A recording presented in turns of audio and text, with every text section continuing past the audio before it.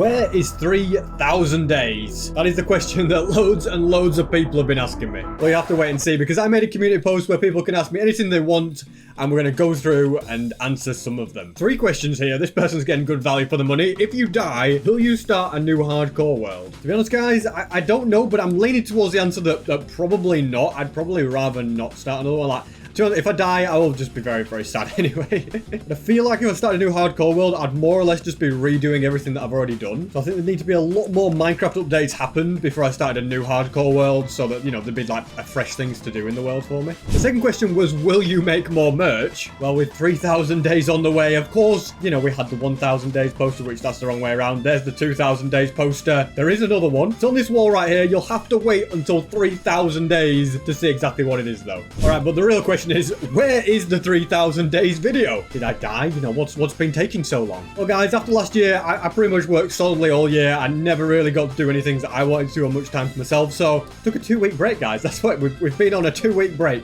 It was very nice. I played lots of golf, did a bunch of Sonic speedrunning, and more or less just chilled out. But since then, I have been working on 3,000 days, and it will be coming out tomorrow. Yes, guys, it will be out tomorrow. What's going to happen in 3,000 days? You'll just have to wait and see. Get your YouTube notifications on. And the poster, which, you know, I can show like a pixel of it. There you go. There you go. That's all you get to see, but that will be available tomorrow as well. Limited edition, of course. How many villagers did you kill so far? What, you think I would kill a villager? Well, according to the statistics, I've killed 7 of them. I don't remember doing this, guys, but apparently it happened. To be honest, I've done things way worse than killing, though. You know, like what is going on in here? What are you all doing here? Not to mention the fact that I literally make villagers drop out of the sky. Go on, you go on down there. Bye-bye. See you later.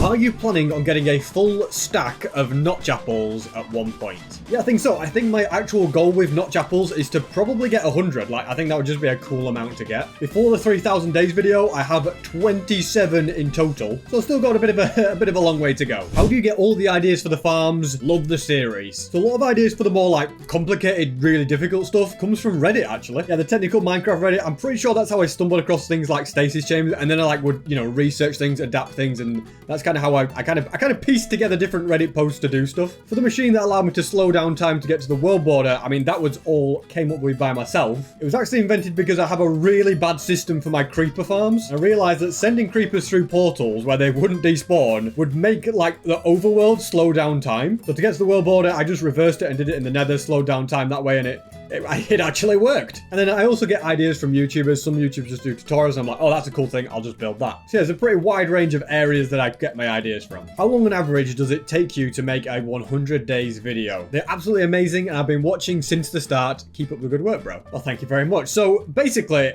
with 100 days, if you sleep every single night, they'll take about 18 to 20 hours.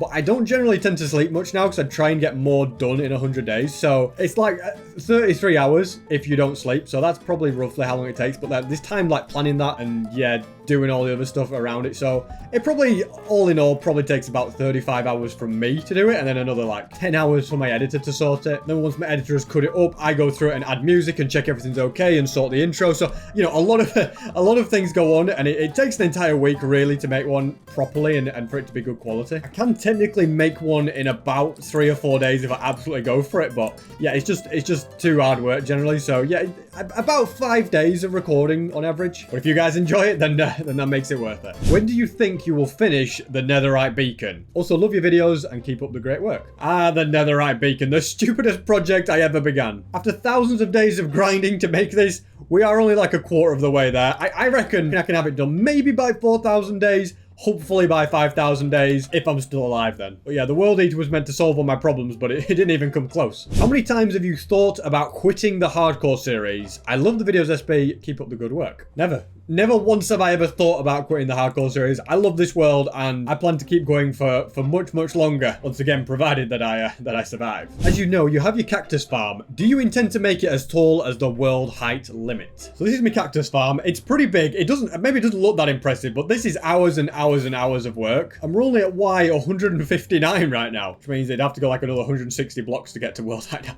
Do I plan to make it all the way up there? I'd like to. I'd really like to make it that big and have all the XP from that. I mean, I don't know how many layers it is now, but 23. I've completed 23 layers. I think 50 was always the goal, but yeah, I mean, more than that would be good, and I'll just keep going, but Will I ever make it to build height? Well, you never know. Who edits your hardcore videos? So at the moment, it's Little Jer that does all the editing. He's a great editor, very, very fast. I mean, not many people can do what he does, go into all that footage and get it in. Because I don't really give him a lot of time, really. So he's a great editor. He cuts it all up. Then he sends it back to me. And I have another editor called Bursty. And she will go through and just go and like make an intro for me. They're really, really good at editing. So they add all sorts of cool effects. They'll go and get extra footage from me if I need. They also are responsible for like the time lapses in replay mode if I do that. Like I will send them the replay files and they'll do that. And then I get sent everything. I make sure it's all okay. I kind of put it together. I add the music and then that's, you know, that's when the final video is done. Then there's also Desro. Desro is a really, really good editor. He's unfortunately quite busy with uni, but he sometimes will do the music and stuff and do intros and stuff. He can do anything. He's a great editor. It's just, yeah, I got a lot on with uni, but when he does edit, the videos are great as well. But none of those are editing this video. I think Thomas is editing this video, so hi Thomas. Yeah, it takes a whole team to run a channel, guys. I've got a lot of editors. I love your videos. By the way, I was wondering, are you ever going to make useless farms just to be more powerful, like sweetberry, chorus fruit, etc.? Yeah, so generally speaking, I only try to make farms when I have a use for that item. Like when I needed a load of bamboo for scaffolding, I'm like, well, I'll just make a bamboo farm. Like, I don't really ever make a farm just for the sake of it. So I reckon the chance of me ever making a sweet berry farm is pretty slim. I did make one on Bedrock, but yeah, I don't think I'd ever do that. Although at some point I'll probably run out of ideas and be like, oh, sweet berry farm. Oh, somebody commented that a while ago. I'll make one of those. So yeah, anything's possible. Are you going to upgrade your trading hall and make it absolutely insane like a lot of your world? Yeah, my trading hall at the moment is down here. And whilst this bottom layer is really, really good, like any book I need from these villagers, I've got it. I mean, it's fantastic. Yeah, the plan was always to make it massive and have villagers on every single layer so I could do it. So yeah, I still plan to do that when I get around to it. I've absolutely no idea. But I have got all the villagers right here ready and waiting to go. Will you ever make a teleporter to the world border? If so, when? Teleporter to the world border. Now, teleporters are a very cool thing in Minecraft. Using Ender Pearl stasis chambers, you can teleport thousands of blocks very, very fast. And when you hook it up to some sort of wireless redstone, it's even faster. However, even though with wireless redstone you can go, you know, millions and millions of blocks instantly, the chunks have to be loaded where the Ender Pearl is. So in spawn chunks, it's always loaded, which is perfect. But if I was to set up wireless redstone at the world border and a stasis chamber there, then the chunks would have to always be loaded. And the only way to do that would be to use a chunk loader. But chunk loaders stop working when you reload the world. You have to go and load them in again. So long story short, it wouldn't be possible to build a teleporter to the world border, but I do have a plan. I am going to have a way to be able to get there very, very fast through a kind of a teleportation, but completely different to any other teleportation I've done before. But that's all top secret, guys. You'll have to wait and see how I'm going to pull that one off. Are you going to make a room in your house where you put all of your 1,000-day posters? Because you might run out of space putting them on your walls. Yep, you're absolutely right. I've used up the walls on this side. I can't really put it here because it's a little bit big. So right here is the final wall that I'll have for the 4,000 days posters, and then I'll have to come up with something else. I do have a bit of an idea of what I'm going to do though, so you'll just have to wait and see for that. Maybe I could add some other items of my merch into the hardcore world. So how many days are you going to continue this series? 10,000 days. 10,000 days is the goal. Will I keep going after 10,000 days? I'll assess the situation then, okay? If I can last for 10,000 days though, that will just be amazing. Are you ever going to do as, for example, Wadzi, who has traveled really fast so you can play in 1.17 to 1819 chunks that you have not already loaded in 1.16? No, I think I'm going to stay in this area. I really like what I've built, and I've got everything I want, and I don't really want to start again. Like I said, I just feel like I'd end up doing everything I've already done. I feel like I've got so much still to do in this area as well, and you know, I've not got too far to travel if I want to get to new chunks and see the area, but I've got the new caves below, so yeah, I'm going to stay in this area and not do what Wadzi did. I know it's not a question, but there's a snapshot that allows you to trade arrows of luck with a Fletcher after a raid, and this will help with finding notch apples and is a really cool item to have. Yeah, I'd definitely like to try that at some point. I think I did test out the luck thing, and I think, I could be wrong, but I think it only works with fishing. I don't remember if it works with chest loot, actually. Like, I feel like in theory it was supposed to work, but I don't know if it actually does. Could be completely wrong, though. It's something worth testing. In fact, I'm going to create a new world and test it right now. I'm going to give myself luck 10 for 10,000 seconds, so you can see we've got it there. TP to the nearest desert pyramid. Let's go down here and see if it has made any difference. This is full of notch apples. It'd be kind of groundbreaking. Okay, hold on. There was one in there. Is that just... That could just be luck. Isn't it just based on the seed, the loot, though, isn't it? So I'm going to recreate the world on, like, a brand new one. So this is exactly the same seed, and you can see the loot is exactly the same. I just Yeah, I got very lucky just finding one.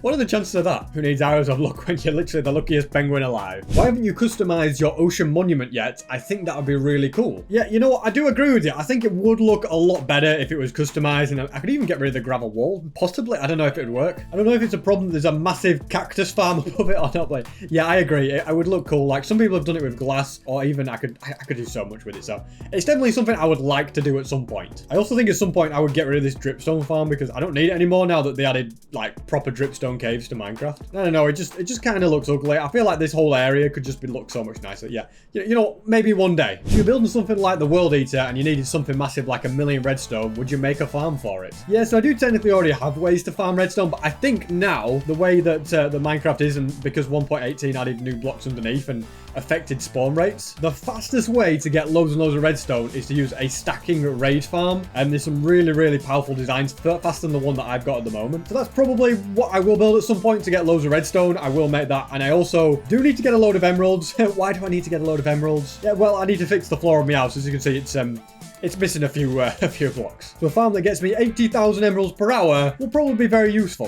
Do you make your hardcore videos because you enjoy it, or for the content, or both? Well, I try to do it every single week for the content, so like the speed that I do it is for the content and for you guys and stuff, and you know, YouTube. But I do also genuinely enjoy doing this series. You know, the grind is always a bit of a challenge, but it's a really enjoyable series to make as well. Like, it's just playing Minecraft at the end of the day, and it is a fun game to play. My question is, what is the size of your hardcore series world? By the way, love your videos. Well, according to this, it's currently 42 gigabytes. So since I went all the way to the world border, it made the world size massive. So I need to remove like a load of those chunks just to save on some file size. Will you release the world for Bedrock players to play as well? By the way, love your videos. Something's in the works, guys. I can't say too much, but yes, something is in the works. Will you make a base on the world border? Well, I would say that you should definitely make one. You'll have to wait and see what my plans at the world border are, guys. Not related to your hardcore world, but do you know if there will ever be a 4th season 2? Friend or foe? One of my favorite series I ever did, and honestly, I would love to do a season 2, guys. Comment down below, I guess. Say that you want one, and I'll bring that to script. Wait, what on earth? That's pretty cool, actually. Look, it goes through the snow. Look at that. Anyway, I get a sidetrack, but yeah.